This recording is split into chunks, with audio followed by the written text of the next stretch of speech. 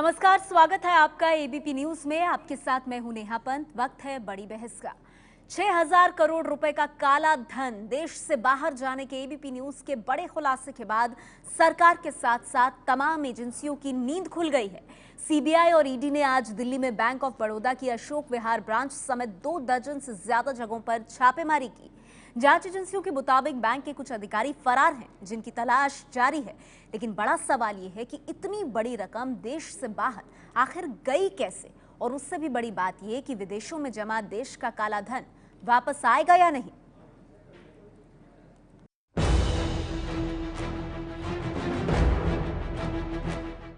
दिल्ली के अशोक विहार में ये बैंक ऑफ बड़ौदा की वही शाखा है जहां से करीब 6000 करोड़ रुपए का काला धन बाहर गया। एबीपी न्यूज के इस बड़े खुलासे के बाद सीबीआई और ईडी हरकत में आ गए हैं। बृहस्पतिवार की रात एबीपी न्यूज पर खबर चलने के बाद शुक्रवार को सीवीसी और वित्त मंत्रालय ने 6000 करोड़ के इस घोटाले पर सरकारी विभागों से रिपोर्ट मांगी और इसके बाद सरकारी मशीनरी में हड़कंप मच गया। शुक्रवार की देर शाम सीबीआई और इन्फोर्समेंट डायरेक्टरेट दोनों ने इस मामले में अलग अलग मुकदमे दर्ज कर लिए। इसके साथ ही दोनों जांच एजेंसियों ने इस मामले में छापेमारी शुरू कर दी। जांच एजेंसियों ने अशोक विहार ब्रांच के तत्कालीन प्रबंधक एसके गर्ग और फॉरेक्स का काम देखने वाले जैनेश दुबे के यहाँ भी छापेमारी की। एजेंसियों के मुताबिक इस मामले से जुड़े कुछ अधिकारी फरार हैं, जिनकी तलाश की जा रही है। छापेमारी के दौरान जांच एजेंसियों ने बैंक ऑफ बड़ौदा की अशोक विहार शाखा से वो तमाम दस्तावेज अपने कब्जे में कर लिए हैं जिनके जरिए 59 कंपनियों के बैंक खाते खोले गए थे। एबीपी न्यूज ने अपनी पड़ताल के बाद ये खुलासा किया कि किस तरह से काजू, चावल और दाल मंगाने के नाम पर 6000 करोड़ रुपए देश से बाहर भेजे गए। 6000 करोड़ यानी 6 के आगे 10 जीरो। ये रकम कितनी बड़ी है, ये समझने के लिए आप इन आंकड़ों पर गौर करिए। अगर सिर्फ 1000 रुपए के नोटों का इस्तेमाल किया जाए तो 6000 करोड़ के लिए 6 लाख गड्डियां लगेंगी। 500 रुपए के नोटों की 12 लाख गड्डियां हो तो बनेंगे 6000 करोड़ रुपए, और अगर सिर्फ 100 रुपए के नोट का इस्तेमाल हो तो चाहिए होंगी 60 लाख गड्डियां। यानी बैंक ऑफ बड़ौदा की इस शाखा में इस तरह की लाखों गड्डियां जमा की गई। ये रकम बैंक में 59 कंपनियों के खातों के जरिए डाली गई, जो हांगकांग में 10 कंपनियों के पास पहुंची। जांच एजेंसियां ये जानना चाहती हैं कि आखिर भारत में इतनी बड़ी रकम के पीछे कौन था, और साथ ही हांगकांग में जिन कंपनियों ने पैसे रिसीव किए उन कंपनियों के पीछे कौन है। इतने बड़े लेन देन पर बैंक के कान तब खड़े हुए जब एक साल में उसकी इस शाखा से विदेशी मुद्रा के लेन देन का कारोबार 500 गुना बढ़ गया। 1 अगस्त 2014 से 12 अगस्त 2015 के बीच बैंक की इस शाखा से 8667 बार विदेशी मुद्रा का लेन देन हुआ, यानी औसतन एक दिन में 20 बार से भी ज्यादा। अब जांच एजेंसियां बैंक के बड़े अधिकारियों से ये जानना चाहती है कि जब बैंक में हर 3 से 4 महीने में ऑडिट होता है तो फिर एक साल तक इतना बड़ा लेन देन कैसे होता रहा। इसके अलावा हर दिन एक निश्चित रकम से ज्यादा के लेन देन पर बैंक के अलार्मिंग सिस्टम ने काम क्यों नहीं किया, और बैंक किन किन चीजों के लिए एडवांस ट्रांसफर की इजाजत देता है। एजेंसियां अपनी जांच में ये जानने की भी कोशिश कर रही हैं कि इस मामले में बैंक के बड़े अधिकारियों की क्या भूमिका रही है। आखिर क्यों अगस्त में मामला सामने आने के बाद भी एफआईआर दर्ज नहीं कराई गई। 6000 करोड़ रुपए के काले धन को देश से बाहर भेजे जाने की एबीपी न्यूज के खुलासे के बाद से विपक्ष ने इस मामले में केंद्र सरकार को घेरना शुरू कर दिया है। हमारे वित्त मंत्री जी और प्रधानमंत्री जी चुप हैं, वैसे तो रोज काले धन की बात करते हैं। और ये जो रिपोर्ट इंटरनल ऑडिटर्स की बैंक ऑफ बड़ौदा की, ये रिपोर्ट 9 सितंबर को वित्त मंत्रालय में पहुंच गई और 9 सितंबर से लेकर आज तक कुछ नहीं हुआ। लेकिन ये 6000 करोड़ गया कहां और कैसे गया। अब तक की छापेमारी में जांच एजेंसियों ने कई महत्वपूर्ण दस्तावेज मिलने का दावा किया है। इन दस्तावेजों की छानबीन के बाद बैंक के बड़े अधिकारियों से भी पूछताछ की जाएगी। एबीपी न्यूज पर आज हम बड़ी बहस इस मुद्दे पर कर रहे हैं कि काला धन देश में वापस आएगा या नहीं। आपको बता दें एबीपी न्यूज ने 6000 करोड़ के काले धन का देश से किस तरह से बाहर जा रहा है विदेश में एक सरकारी बैंक के माध्यम से इससे खुलासा किया और फिर इसके बाद इसकी गूंज हर तरफ सुनाई दी। 6000 करोड़ का काला धन बाहर गया जबकि 4000 करोड़ काला धन देश में आया। बैंक ऑफ बड़ौदा के रास्ते हुआ ये बड़ा घोटाला। एबीपी न्यूज का ये बड़ा खुलासा 59 कंपनियों के जरिए ये काला कारोबार हुआ। सूखे मेवे के आयात के नाम पर देश से बाहर भेजा गया ये पैसा और 1 रुपए का सामान भी देश में वापस नहीं आया। एबीपी न्यूज के खुलासे के बाद इसका असर देखने के लिए मिला है। ईडी ने केस दर्ज किया है। आज कई जगहों पर प्रवर्तन निदेशालय और सीबीआई ने छापेमारी की है। घोटाले के खुलासे के बाद बैंक के कुछ अफसर भी फरार बताए जा रहे हैं और इस पृष्ठभूमि में अब यह सवाल उठ रहा है कि यह खुलासा तो हुआ लेकिन मोदी सरकार जो दावा करती है काले धन को वापस लेकर आने का, ये होगा कैसे अगर देश के भीतर इस तरह से काला धन विदेशों में जाएगा। हमारे साथ आज की इस चर्चा में खास मेहमान मौजूद हैं। बीजेपी से अनिल बलूनी जी हमारे साथ इस चर्चा में हैं। साथ ही कांग्रेस पार्टी से संजय झा जुड़ गए हैं, वरिष्ठ पत्रकार वीरेंद्र कपूर और साथ ही मेरे सहयोगी विजय विद्रोही। आप सबका स्वागत है। सबसे पहले अनिल बलूनी जी, 6000 करोड़ रुपया, इतनी बड़ी संख्या में काला धन देश छोड़ विदेश में जा रहा है। सरकारी बैंक के माध्यम से यह घोटाला हो रहा है। ये बड़ा खुलासा एबीपी न्यूज ने किया। अब आप बताइए, ऐसे घोटाले को देखते हुए क्या यह सवाल नहीं उठेगा कि मोदी सरकार काला धन देश में वापस लाएगी कैसे? देखिए नेहा जी, ये मिड सितंबर में ये मामला सरकार की जानकारी में आया था और उस पर कार्रवाई शुरू की गई। और देखिए नेहा जी, आज तक देखिएगा इस तेजी के साथ कार्रवाई होती किसी ने देखी नहीं होगी कि ईडी एक्टिव हुआ, सीबीआई ने काम शुरू किया, विजिलेंस डिपार्टमेंट ने काम शुरू किया और कब पूरी एक्टिव तरह हुआ? से एफआईआर दर्ज तब की। एक्टिव हुआ मैं जब एबीपी आपके न्यूज का चैनल ये के खुलासा माध्यम से बाहर दर्शकों आता को है। बताना चाहता हूं, अनिल बलूनी जी, एक पैसे का आप कह घोटाला रहे हैं जहां सितंबर में होगा, रिपोर्ट ये दी सरकार गई। की जो जीरो टॉलरेंस की हमारी बलूनी पॉलिसी साहब, है, सुन भी हम लीजिए एक सर। पैसा किसी को ले जाने वो नहीं तो देंगे, सबने सुना है, एक पैसा पैसा किसी को गया, खाने नहीं देंगे। 6000 अगर कुछ करोड़ हुआ रुपया है गया तो उस पे बलूनी कार्रवाई साहब। होगी और किसी कीमत पे नहीं, एक भी ये दोषी तो आप वो को रटी कहीं नहीं रटाई बात बख्शेंगे, कर रहे हैं। बात आप ये तय है। बोलिए, आप ये बताइए सर, देंगे नहीं देंगे तो दूर की बात है, 6000 करोड़ चला गया, इतना तो आप लेकर भी नहीं आ पाए वापस। 6000 करोड़ चला गया, सरकारी नियमों को ताक पर रखा गया, 2 महीने तक एफआईआर दर्ज नहीं हुई और आज जिन छापों की आप बात कर रहे हैं वो एबीपी न्यूज के खुलासे के बाद वो छापे पड़ने शुरू हुए हैं। साल भर तक ये अवैध ट्रांजैक्शन चला है। नेहा जी, ऐसा है कि सितंबर के महीने से करीब 20 सितंबर के बाद से कार्रवाई शुरू कर दी थी। हम लोगों की जानकारी में मामला, सरकार की जानकारी में मामला आ गया था। अच्छा। सीबीआई ने होमवर्क करना शुरू कर दिया था, ईडी ने होमवर्क करना शुरू कर दिया था। एफआईआर क्यों नहीं दर्ज ऐसा की नहीं है गई? कि आपकी रिपोर्ट के बाद हम लोगों ने सरकार ने कार्रवाई शुरू की हो, पूरी तरह से जानकारी में आ गया था और मजबूती के साथ पूरी जांच शुरू की गई और उस पर फिर कार्रवाई शुरू मेरा की सीधा गई। सवाल था, और एफआईआर आपको क्यों मैं नहीं इतना दर्ज जरूर की बता दूं, गई? आप दोनों मामलों को जोड़िए नहीं। हम काले धन को लाने के मामले में जितना संजीदा हैं और जिस तरीके से हम लोग तैयारी मेरा कर तो रहे हैं, सीधा सवाल है वो बलूनी वाकई साहब। बहुत बेहतरीन संजय चीज़ झा है। साहब, सुप्रीम ये कोर्ट भी, बताइए, भारत का नहीं, वो सबसे छोड़ बड़ा दीजिए सुप्रीम न्यायालय कोर्ट। भी उसमें ये कहता है संजय कि झा, हम इससे सेटिस्फाइड देश है। के भीतर का काला धन बाहर जा रहा है, मतलब देश में जो जनरेट हो रहा है काला धन, उसको तो हम रोक नहीं पा रहे हैं विदेशों में सुरक्षित स्थान पाने से। ये काला धन हम वापस लाएंगे कैसे? और बलूनी साहब कह रहे हैं तुरंत कार्रवाई शुरू की सितंबर के बाद जब संज्ञान में ये मामला आया। आप लोग सवाल पूछ रहे हैं एफआईआर क्यों नहीं दर्ज की गई अब तक? नेहा जी, मैं आपको बताऊंगा, मैं एक फॉरेन बैंक में काम किया था, एक फॉरेक्स डिवीजन में भी मैंने काम किया हुआ है। और ये बलूनी जी का ये कहना कि 1 साल के बाद, अरे बैंकिंग नॉर्म इतना, उसमें इतने कानून हैं कि यदि एक रुपया का भी यदि फॉरेन एक्सचेंज का कोई उल्लंघन हो तो उसका रिपोर्ट हर दिन, हर हफ्ते में बैंक के अधिकारी, finance ministry, reserve bank of India, सबके पास जाता है। तो ये 6000 करोड़, अब इतना, ये कोई अब मामूली नंबर है, 6000 करोड़। और ये आपने सिर्फ एक नेशनलाइज्ड बैंक के एक ब्रांच के बारे में बात कर रहे हैं। बैंक ऑफ बड़ौदा के पास 5000 ब्रांच है।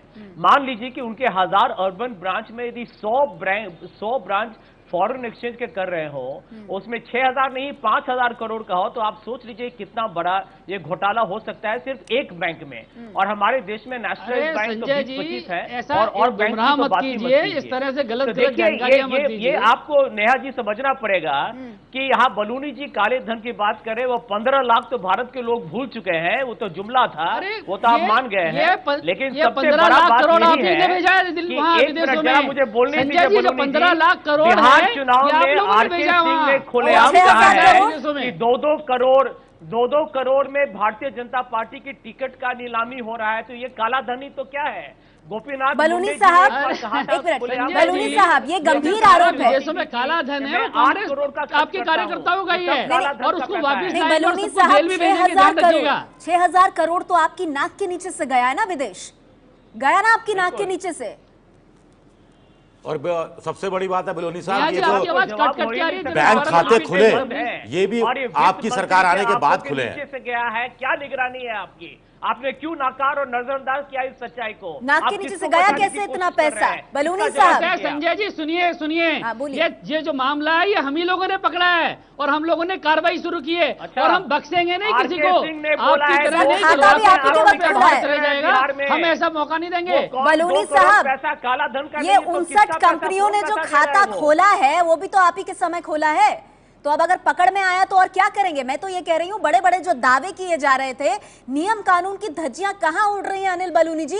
सरकारी बैंक में जहां 3 से 4 महीने में ऑडिट होना चाहिए, 1 साल तक ये गोरख धंधा चलता रहा। प्रकाश में आया, हमारी जानकारी में आया और हमने उस पर कार्रवाई शुरू की। मुझे बताइए एफआईआर क्यों नहीं हुई अभी तक? विश्वास रखिए, आपके दर्शक की विश्वास रखें, हम इस देश का एक एक पैसा, किसी पैसे का दुरुपयोग नहीं होने देंगे। कोई काला धन, देखिए काले धन पे जो हमने कानून बनाया है, हम किसी को बख्शेंगे नहीं। कहां डर रहे हैं कानून से? बोलो। विश्व में कहीं नहीं है। बलूनी साहब, कहां डर रहे हैं कानून से? बोलो। विश्व में कहीं कानून नहीं बलूनी है। साहब, हम काले धन को जनरेट नहीं होने देंगे, काले धन की पार्किंग नहीं होने देंगे। ये तो चुनावी भाषण हो गया। मैं तो आपसे सीधे तथ्यों पे पूछ रही हूँ, आपके उस कानून का क्या हुआ? उससे तो कोई नहीं डर रहा।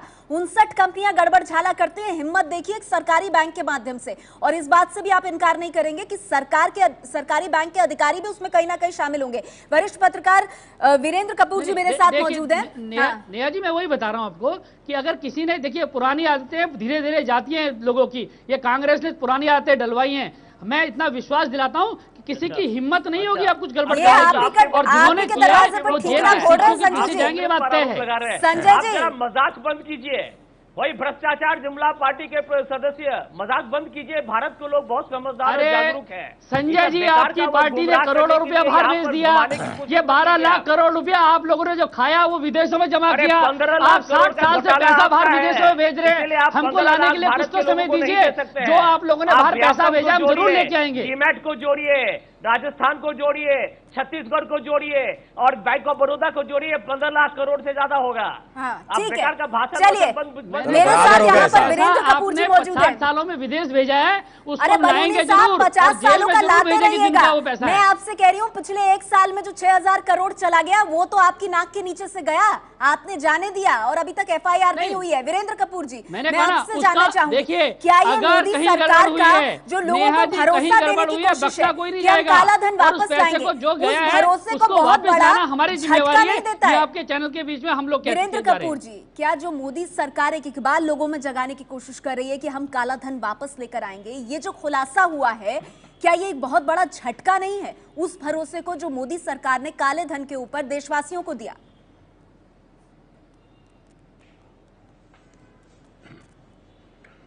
नहीं नेहा जी, मेरा जो देखने का, मैं दूसरी तरह से देखता हूं कि मुझे लगता है कि क्योंकि 30 सितंबर जो इन्होंने डेट रखी थी कि उस तक वापिस आ जाना चाहिए काला धन, और ये जो पैसा हमारे डोमेस्टिक सर्किट में था, ये पैसा लगता है ऐसा हो, बिल्कुल ऐसा मुझे लगता है कि यही होगा कि यहां बाहर जाके आप इसको लॉन्डर करेंगे, 30 सितंबर से पहले वापिस ले आएंगे।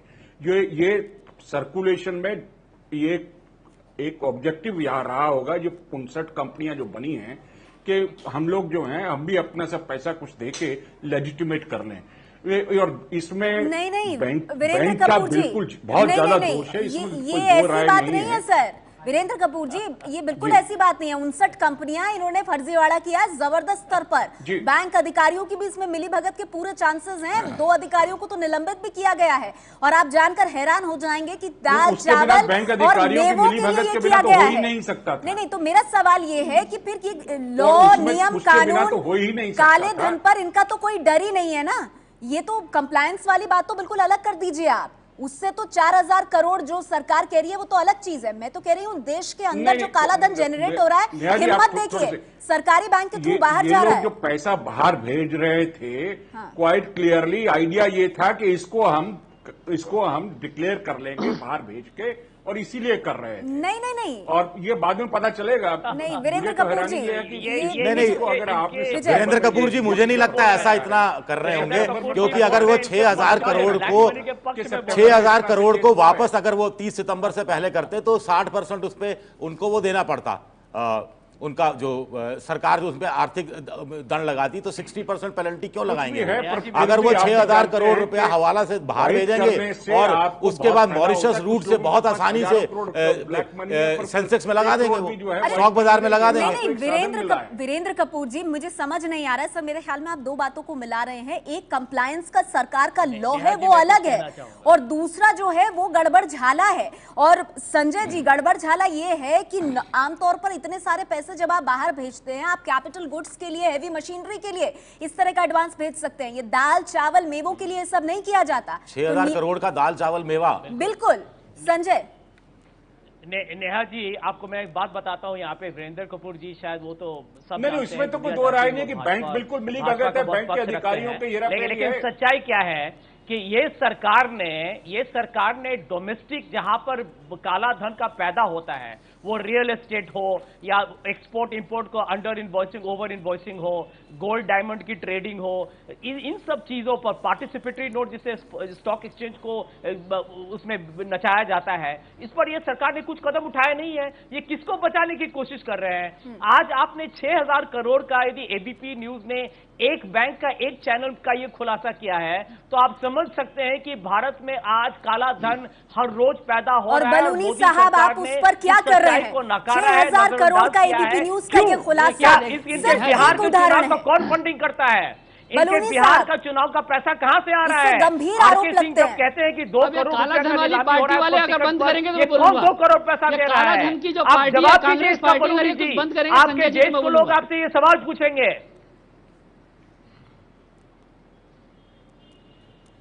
जी नेहा जी, पूछिए भी, वो काले धन की जवाब दीजिए यदि आपके पास कोई जवाब है सवाल तो। है सर जो संजय झा उठा रहे हैं, क्योंकि देखिए 6000 करोड़ का ये जो बहुत बड़ा मामला है, ये आपकी सरकार के नीचे हुआ है। अब तक आप बेदाग ट्रैक रिकॉर्ड की बात करते थे। सवाल ये है, आपकी सरकार के नीचे इतना बड़ा घोटाला कैसे? बैठा हूं क्योंकि इनकी पार्टी ने जो ब्लैक मनी जमा की, इनके शासन में जो ब्लैक मनी जमा की, वो कभी इतिहास में नहीं हो सकता। लेकिन मैं आपके दर्शकों को जरूर बताना चाहता हूं कि हमने ब्लैक मनी के ऊपर, काले धन के ऊपर एक कठोर कानून बनाया है, और ऐसा कानून बनाया है जो पूरे विश्व में कहीं नहीं है।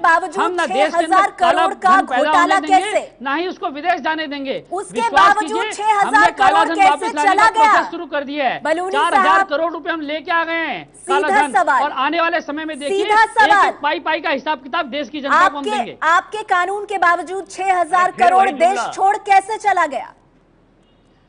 देखिएगा ना, इसीलिए तो कह रहा हूं, जो हमने कानून बनाया है, इसके बाद देखिएगा किसी की हिम्मत होगी काला पैसा जमा करने की, कौन सा तर्क हुआ? काला धन जमा करने की बनाया, हिम्मत पैसा बाहर चला गया।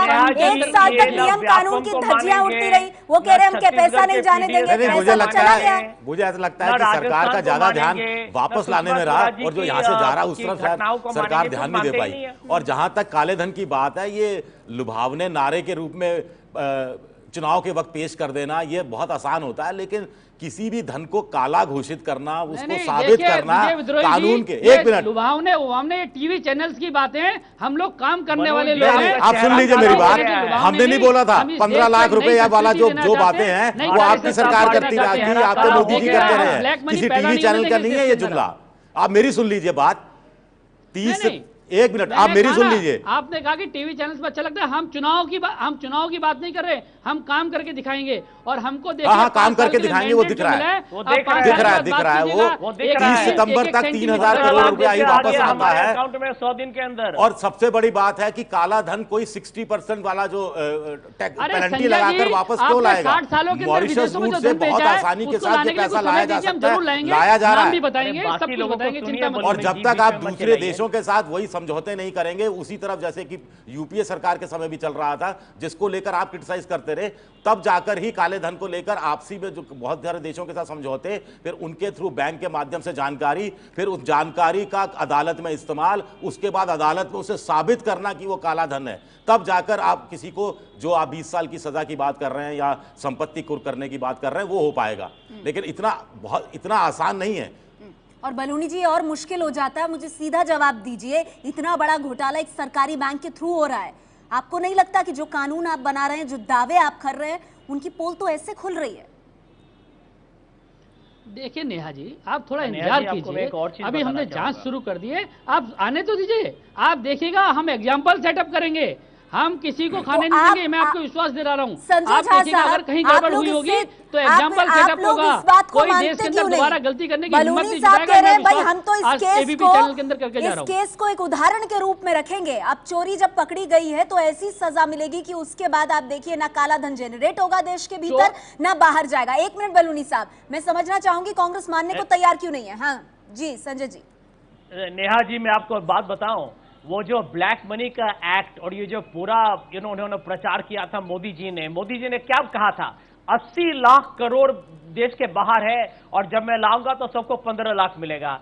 क्यों 3,000 करोड़ आए या 4,000 करोड़ आए? आपको याद होगा कि 15 साल पहले 35,000 करोड़ आया था देश में। लिखे आदमी इस बार कैसी बात करते हैं? क्यों आया?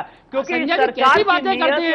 हमने एक विंडो दिया, हमने स्वेच्छा से कहा लोगों को कि आप अपना काला धन बताइए, 4,000 करोड़ रुपए लेके आए जनता का, और आप रुकिए, ये तो हमने स्वेच्छा से कहा है, अब हम कानून के माध्यम से लेके आएंगे, इंतजार कीजिए।